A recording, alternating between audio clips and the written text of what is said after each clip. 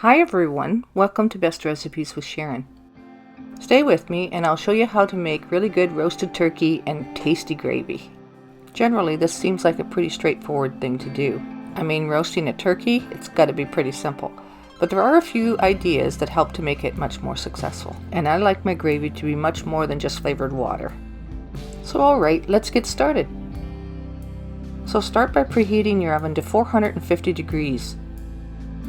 Then I take the raw turkey and rinse it off with a little bit of water. And I remove the neck or anything that's been tucked inside. And I rinse off the sink with some disinfectant wipes. Then I take the fresh turkey and place it on a cookie sheet. This makes it easier when trying to prepare it. This turkey is probably somewhere between 10 and 12 pounds. Now then I prepare some vegetables to put inside the turkey as well as under it. And then I'm sprinkling the vegetables with some poultry seasoning.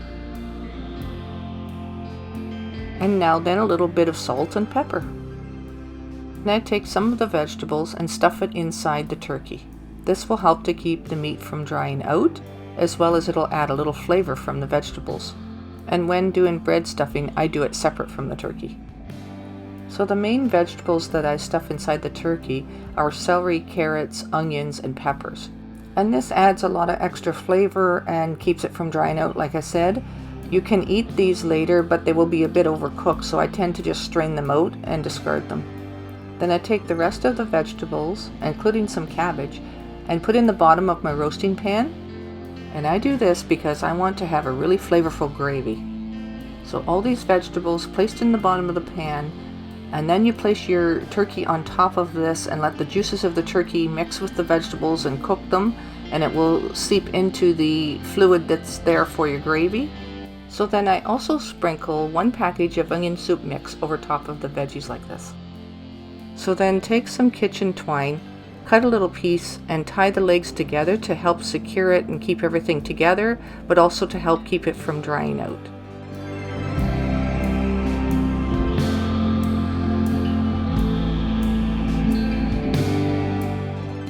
Now then place your turkey on top of the bed of vegetables. And take the wings and tuck them underneath. This helps to protect them and keep them from getting burned during the roasting process. Then I take about 1/2 cup of salted butter and melt it in a saucepan, and then pour it over the top of the turkey.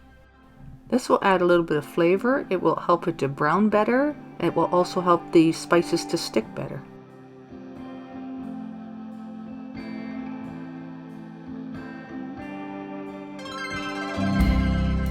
Sprinkle the top with some salt and pepper.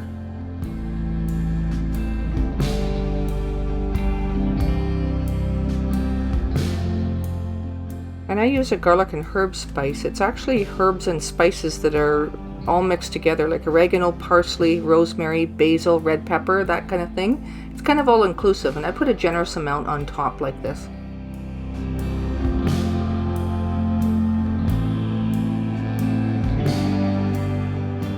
Then pour 2 cups of chicken broth into the roasting pan, being careful not to pour it on the spices and wash it off the top of the turkey.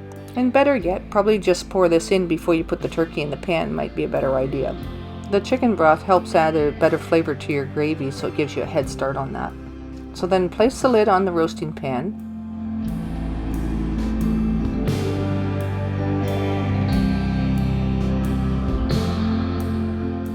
Place it in the oven, but reduce your heat to 350 degrees now.